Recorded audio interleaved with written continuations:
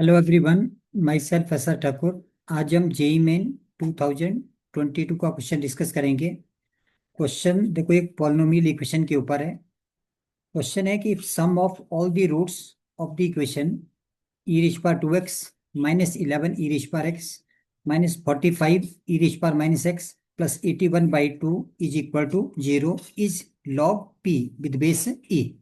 So we need to find the value of p। चलिए देखते हैं इस क्वेश्चन को।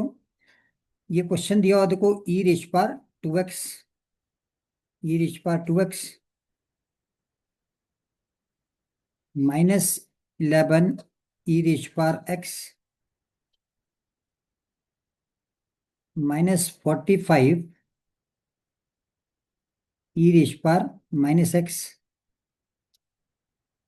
एंड प्लस 81/2 और इक्वल टू 0। इसको थोड़ा और सिंप्लीफाई करेंगे देखो, तो e raise power 2x minus 11 e raise power x minus 45, इसको हम इस तरह से भी लिख सकते हैं, ई रिच पावर x डिनोमिनेटर में ले आए प्लस 81/2 और इक्वल टू 0। अब इसमें क्या करते हैं, एलसीएम ले लेते हैं। तो जब इसको क्रॉस मल्टीप्लाई करेंगे देखो, तो ई रिच पावर 3x बन जाएगा और माइनस 11 यहाँ ई रिच पावर 2x बन जाएगी ये पावर, और प्लस 81/2 ई रिच पावर x आ जाएगा एंड माइनस 45 और इक्वल टू 0। अब देखो, एक ई रिच पावर 3x की टर्म में इक्वेशन बन गई। अब क्या करते हैं, इस ई रिच पावर x को हम अज्यूम कर सकते हैं।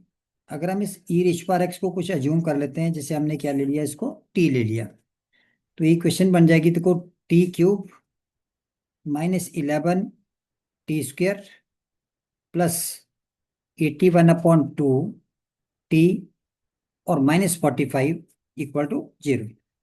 देखो क्यूबिक इक्वेशन है इन टर्म्स ऑफ t, तो इसकी t की तीन वैल्यू आ जाएगी हमारे पास, जैसे t1, t2 एंड t3।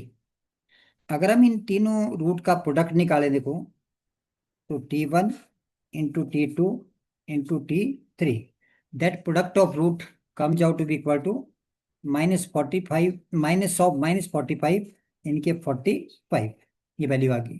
क्योंकि constant term divided by coefficient of highest degree term, लेकिन नेगेटिव हो जाएगा और डिग्री है, तो this value comes out to 45।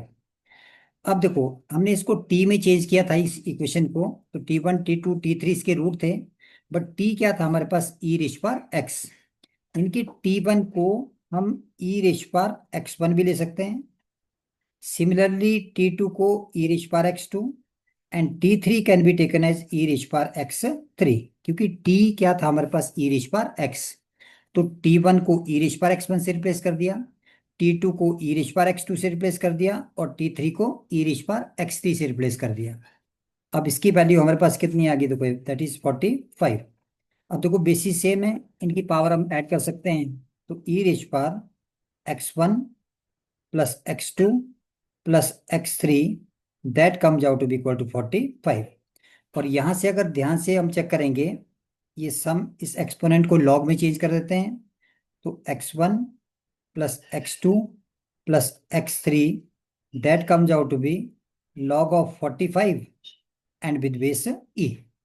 और देखो यही एक्सप्रेशन, ये जो x1 x2 x3 है, ये इसी क्वेश्चन के क्या आ गया आपके पास, तीन रूट आ गए, और इन रूट का क्या आ गया हमारे पास से सम। और सम हमारे पास देखो क्या दिया हुआ, log p with base e, यानी कि this expression is equal to log p with base e। और यहां से अगर चेक करेंगे, तो p की वैल्यू कितनी आ गई हमारी, 45। तो this is final answer of this question. Thank you all.